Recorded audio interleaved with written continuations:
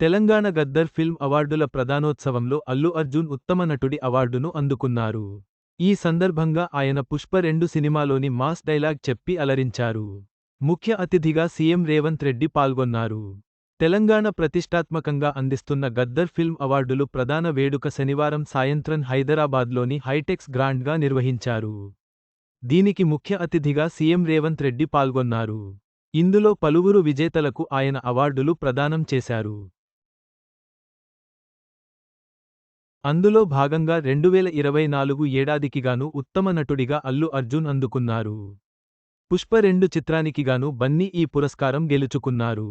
CM Revanth Reddy చేతుల మీదుగా ఈ గద్దర్ ఫిల్మ్ అవార్డుని అందుకున్నారు.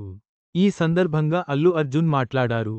ఇలాంటి ప్రతిష్టాత్మక గద్దర్ అవార్డులను అందించిన తెలంగాణ ప్రభుత్వానికి ధన్యవాదాలు.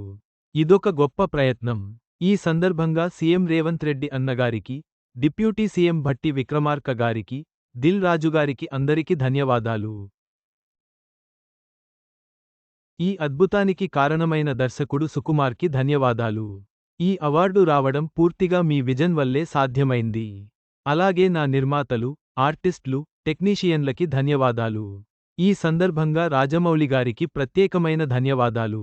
మీరు ఆ రోజు పుష్ప చిత్రాన్ని హిందీ రిలీజ్ చేయమని చెప్పకపోతే ఇంతటి విజయం ఉండేది కాదు.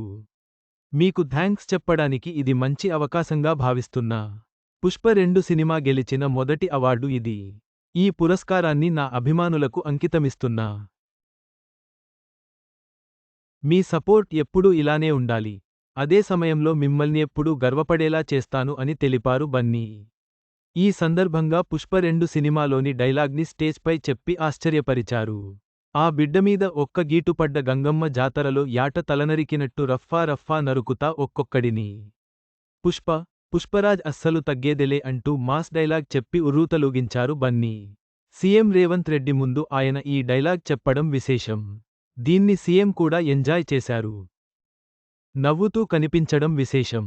అల్లు అర్జున్ గద్దర్ ఫిల్మ్ అవార్డును అందుకోవడం, పుష్ప 2 డైలాగ్తో సభను ఉత్సాహపరచడం మరియు సీఎం రేవంత్ రెడ్డి ప్రతిస్పందన ఈ కార్యక్రమాన్ని మరింత ప్రత్యేకంగా చేసింది.